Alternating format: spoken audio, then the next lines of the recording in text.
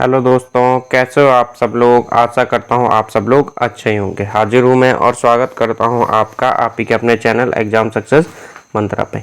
तो दोस्तों, जैसे कि पता है आजकल हमारे चैनल एग्जाम सक्सेस मंत्रा पे आपकी एंशिएंट हिस्ट्री की सीरीज चल रही है। तो उसी के अंतर्गत हम क्या कर रहे थे, इतिहास जानने के प्राचीन स्रोत, साहित्यिक स्रोतों का अध्ययन कर रहे थे। अब साहित्यिक स्रोतों में हमने जो तत्कालीन, ठीक है, जो क्या थे, रामायण और महाभारत थे और बौद्ध ग्रंथ थे, उनका अध्ययन हमने कर लिया। उसी के अंतर्गत आज हम किसका अध्ययन करेंगे, संगम साहित्य का अध्ययन करेंगे।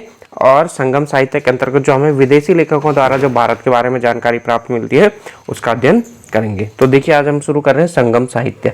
तो संगम साहित्य क्या होता है, देखिए दक्षिण भारत में है ना, तो क्या होता है ये दक्षिण जो संगम साहित्य है यानी दक्षिण भारत के इतिहास के बारे में जानकारी देता है हमें। तो आपसे पूछा जाता है कि दक्षिण भारत के इतिहास के बारे में जानकारी किससे प्राप्त होती है, तो दक्षिण भारत के इतिहास के बारे में हमें जानकारी संगम साहित्य के द्वारा प्राप्त होती है। अब ये संगम साहित्य क्या है, राजाओं द्वारा संरक्षित विद्या केंद्रों में एकत्रित होकर कवियों और भाटों ने 3-4 सदियों में इस साहित्य की सृजन किया है। ऐसी साहित्यिक सभा को संगम कहते थे और ये समूचा साहित्य क्या कहलाता है, संगम साहित्य कहलाता है।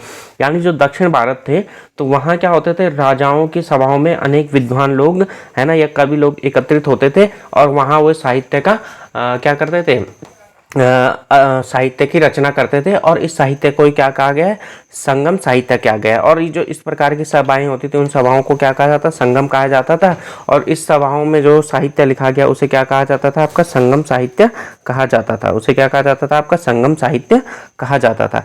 अब देखिए, अगर हम संगम साहित्य के बारे में आगे जानकारी प्राप्त करें तो आगे क्या जानकारी प्राप्त होती है हमें, देखिए ठीक है। संगम साहित्य के पद्य 30,000 पंक्तियों में मिलते हैं जो कि 8 एट्टों के अर्थात संकलन में विभक्त है ना। अब यानी जो हमारे पास संगम साहित्य के जो पद्य मिलते हैं वो कितनी 3,000 पंक्तियों में लिखे गए हैं और जो कि क्या है 8 एट्टों के अर्थात 8 संकलों में विभक्त हैं। यानी जो संगम साहित्य है वो कितने 8 भागों में विभक्त है, उन्हें 8 भागों में लिखा गया है, ठीक है। जिसे हम दक्षिण भारत में क्या कहते हैं, दक्षिण भारतीय भाषा में उसे क्या कहा जाता है, एट्टोके कहा जाता है। अब अगर हम आगे बात करें तो संगम साहित्य मुख्यतः 2 भागों में बटा है। अभी जो क्या है आपके जो 30,000 पंक्तियां हैं ये 2 भागों में बांटी गई हैं। अब वो 2 भाग क्या है, पहले को कहते हैं हम पेटिनेडिकल, ठीक है, पहले को क्या जाता है पेटिनेडिकल कणुक, ठीक है, पेटिनेडिकल कणुक कहा जाता है जिसमें क्या आपके 18 निम्न संग्रह है, ठीक है। पेटिनेडिकल कणुक में क्या आपके 18 निम्न संग्रह है। दूसरा क्या आपका, ठीक है, पत्त पाटट जिसमें क्या आपके 10 गीत संकलित हैं। तो यानी जो आपका संगम साहित्य है अगर उसमें कुल श्लोकों या कुल पंक्तियों की बात करें तो 30,000 पंक्तियां हैं, ठीक है, जो क्या है 8 भागों में विभक्त है ना। अब अगर हम बात करें 8 संकलों में है, ठीक है, 8 संकलनों में विभक्त है। अगर हम संगम साहित्य की बात करें तो उसे मुख्यतः 2 भागों में बांटा गया है। पहले को क्या कहा जाता है पेटिनेटिकल कणुक यानी जिसमें क्या 18 निम्न संग्रह है। दूसरा क्या है आपका, ठीक है, पत्त पाटट जिसमें क्या आपके 10 गीत हैं। अगर हम फिर उसके बाद आगे बात करें संगम साहित्य के बारे में तो देखो संगम साहित्य क्या है। जो आपका अगला क्वेश्चन यहाँ से बनता है इंपॉर्टेंट, संगम ग्रंथ वैदिक ग्रंथों से अलग है, ये धार्मिक ग्रंथ नहीं बल्कि ये क्या है लौकिक ग्रंथ है। अब देखिए जो हमने क्या पढ़े थे, वैदिक ग्रंथ पढ़े थे यानी रामायण महाभारत अन्य पढ़े थे, उनमें क्या थे जो ग्रंथ थे वो क्या थे आपके एक तरह से धार्मिकता का पुट उनमें ज्यादा देखने को मिलता है ना, यानी उनमें धर्म से संबंधित बातों का अधिक जानकारी मिलती है। लेकिन जो हमारे पास के संगम साहित्य है क्या है लौकिक ग्रंथ है, इसमें तत्कालीन दक्षिण भारत की जो जानकारी है वो जानकारी हमें प्राप्त होती है, ठीक है। अब संगम काव्यों में इनके मतलब संगम काव्यों में योद्धा सामंत या राजा के नामों का उल्लेख भी देखने को मिलता है, ठीक है। अब क्या है जो दक्षिण भारत साहित्य यानी जो संगम साहित्य है उसमें हमें तत्कालीन योद्धा सामंत और राजाओं के नाम भी देखने को मिलते हैं। तो ये चीज भी आपने क्या रखनी है दोस्तों, ध्यान रखनी है। और इसमें क्या है इनके द्वारा यानी इन राजाओं के द्वारा दिए गए दानों की प्रशंसा की गई है। ये काव्य दरबारों में पढ़े जाते थे, ठीक। किसकी बात हो रही है, संगम साहित्य की बात हो रही है।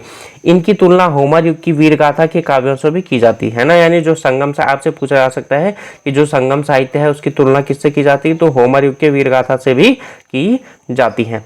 अब अगर हम आगे चले तो आगे देखिए दोस्तों, ठीक है, इनमें कावेरी पट्टनम की समृद्धि का उल्लेख भी मिलता है, इनमें यह भी बताया गया कि यवन लोग अपने पोतों पर आते सोना देकर गोल मिर्ची खरीदते और स्थानीय लोगों को सुरा और दासियां भी पहुंचाते थे। अभी देखो जो संगम साहित्य है, तो संगम साहित्य है ना, कावेरी पट्टनम यानी एक बंदरगाह था तत्कालीन, उसकी समृद्धि भी हमें देखने को मिलती है। अब जो संगम साहित्य उसमें क्या बताया गया, यवन लोग क्या करते थे, है ना, यानी जो आपके पश्चिमी एशियाई लोग थे वो क्या करते थे, अपने अपने जहाजों पर आते थे और यहाँ सोना देते थे और दक्षिण भारत से क्या खरीदते थे, गोल मिर्ची खरीदते थे और स्थानीय लोगों को क्या करते थे, सुरा और यानी मदिरा और दासियां भी पहुंचाते थे। तो इस सब चीज का उल्लेख हमें किसको देखने में मिलता है, यानी आपसे पूछा जा सकता है कि कावेरी प्राचीन काल में, है ना, कावेरी पट्टिनम की समृद्धि का उल्लेख किस साहित्य से प्राप्त होता है, तो किस साहित्य से प्राप्त होता है, वो संगम साहित्य से प्राप्त होता है। अब देखो ईसा की आरंभिक सदियों में प्रायद्वीपीय तमिलनाडु के लोगों के सामाजिक, आर्थिक और राजनीतिक जीवन का अध्ययन का एकमात्र साधन क्या है, संगम साहित्य ही।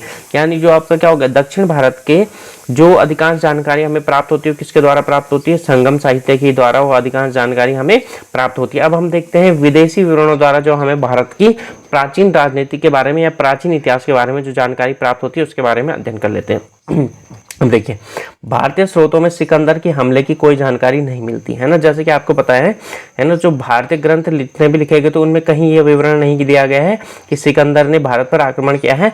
सिकंदर के भारत पर आक्रमण की जो जानकारी हमें प्राप्त होती है वो हमें विदेशी स्रोतों से ही या विदेशी साहित्यों से ही प्राप्त होती है। अब देखिए यूनानी लेखकों ने 326 ईस्वी पूर्व में भारत पर हमला करने वाले सिकंदर के समकालीन सेंड्रोकोटस के नाम का उल्लेख किया है।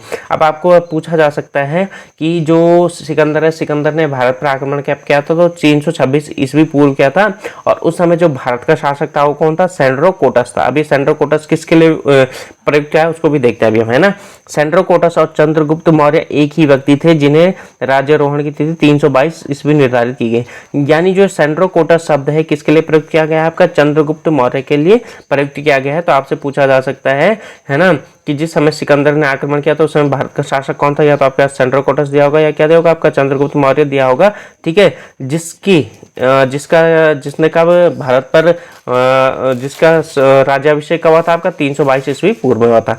अब देखिए चंद्रगुप्त के दरबार में दूत बनकर आए मेगास्थनीज ने इंडिका नामक पुस्तक की रचना की। तो आपको पता होगा, है ना, जब चंद्रगुप्त मौर्य ने, ठीक है, सिकंदर के जो क्या था अधीनस्थ राजा था, ठीक है, जिसको हम क्या बोलते हैं, उसको हराया था, तो उसके बाद उसने चंद्रगुप्त के दरबार में अपना क्या भेजा था, एक दूत भेजा था जिसका नाम क्या था, मेगानिस्थ था। और वो मेगानिस्थ काफी लंबे समय तक रहा था, चंद्रगुप्त मौर्य के दरबार में रहा था और उसने यहाँ रहकर एक पुस्तक की रचना की जिसको हम क्या कहा, इंडिका नामक पुस्तिका कहा जाता है, जिससे हमें भारत के इतिहास और भूगोल के बारे में भी जानकारी प्राप्त होती है। चलिए अब हम अगली चीज देखते हैं। एक और लेखक आता है आपका नेचुरल हिस्टोरिका।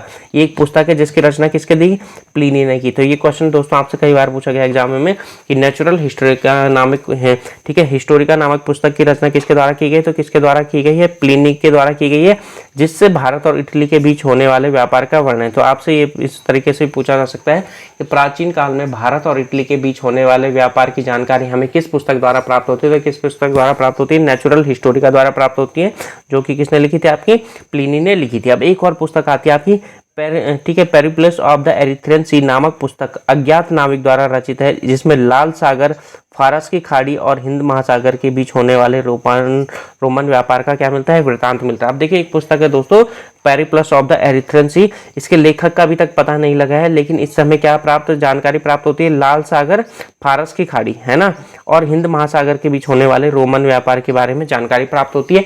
यानी कौन सी पुस्तक से आपको रोमन व्यापार के बारे में जानकारी प्राप्त होती है, तो पेरिप्लस ऑफ द एरिथ्रियन सी।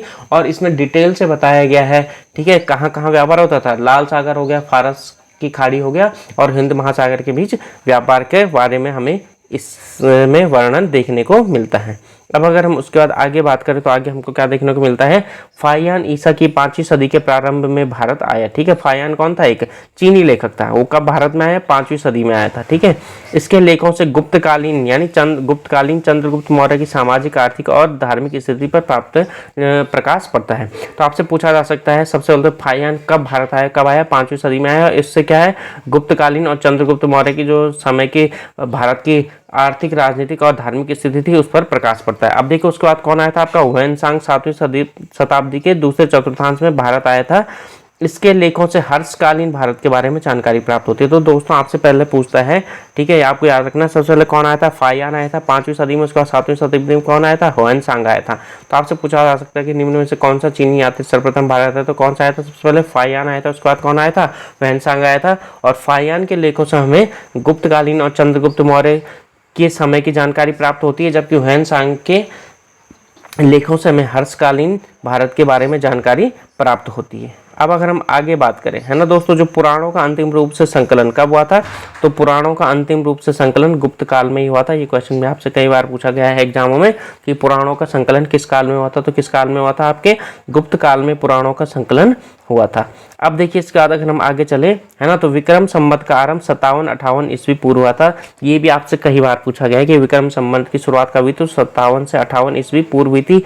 शक संवत की शुरुआत 78 ईस्वी में हुई थी और गुप्त संवत की आरंभ कब हुआ था, 300 ईस्वी में हुआ था। तो दो चीजें आपको याद रखनी है दोस्तों, ठीक है। सबसे पहले विक्रम संवत की शुरुआत कब हुई थी, 57-58 ईस्वी पूर्व में। कब हुई थी, 57 से 58 ईस्वी पूर्व। ईस्वी पूर्व आपको ध्यान रखना है। शक संवत की शुरुआत हुई थी आपके 78 ईस्वी में और गुप्त संवत की आरंभ हुआ था आपको 319 ईस्वी में। तो ये तीन चीजें आपको याद रखनी है। अब देखिए तो कुछ पुस्तकों के नाम देख लेते हैं हम, जैसे हर्षचरित की रचना किसने की थी, बाणभट्ट ने की थी। हर्ष के शासन के बारे में जानकारी प्राप्त होती है, ठीक है। विक्रमांक देव चरित्र नामक पुस्तक की रचना किसने की थी, विल्हण ने की थी। इस समय चालुक्य राजा विक्रमादित्य फिफ्थ का वृत्तांत प्राप्त होता है, ठीक है। मूषिक राज की रचना किसने की थी, अतुल ने की थी। इससे हमें केरल के मूषिक वंश के बारे में जानकारी प्राप्त होती है। और राजतरंगिणी की रचना किसके द्वारा की गई थी, कल्हण के द्वारा की गई थी, जिससे हमें किसके बारे में जानकारी प्राप्त होती है, ठीक है, कश्मीर के बारे में जानकारी प्राप्त होती है। तो ठीक है दोस्तों, ये था हमारे जो क्या था, साहित्यिक स्रोतों द्वारा जो हमें भारत के बारे में जानकारी प्राप्त होती है उसका अध्ययन था। आज हमने क्या देखा, संगम साहित्य देखा और कुछ विदेशी साहित्य देखा या विदेशी विवरण देखा, जिसके द्वारा हमें प्राचीन भारत के बारे में जानकारी प्राप्त होती है। तो ठीक है दोस्तों, आशा करता हूँ मेरे द्वारा आपको जो कंटेंट दिया जा रहा है वो आपकी समझ में भी आ रहा होगा। और अगर आप निश्चित रूप से इस कंटेंट को देखकर, है ना, पुराने क्वेश्चन लगाएंगे तो आप देखेंगे कि बहुत सारे क्वेश्चन, अभी तक मैंने जितना पढ़ाया है आपको इतने ही कंटेंट से आपको बहुत सारे क्वेश्चन देखने को मिलेंगे। और धीरे धीरे करके जैसा हम अपनी ये एंशिएंट हिस्ट्री की बुक पूरी कर लेंगे तो आपको अवश्य ही आपको इससे बाहर कोई भी क्वेश्चन देखने को नहीं मिलेगा। तो दोस्तों अब जो कल का हमारा टॉपिक होगा, क्या होगा, भौगोलिक ढांचा, यानी भारत का भौगोलिक ढांचा।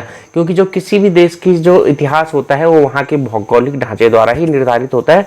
तो भारत का जो प्राचीन इतिहास पढ़ने से पहले हमें उस समय का भारत का तत्कालीन भौगोलिक ढांचा थोड़ा देखना पड़ेगा। तो ठीक है दोस्तों, इसी प्रकार से आप स्वस्थ रहिए, मस्त रहिए, हमारे चैनल एग्जाम सक्सेस मंत्रा से जुड़े रहिए और पढ़ते रहिए।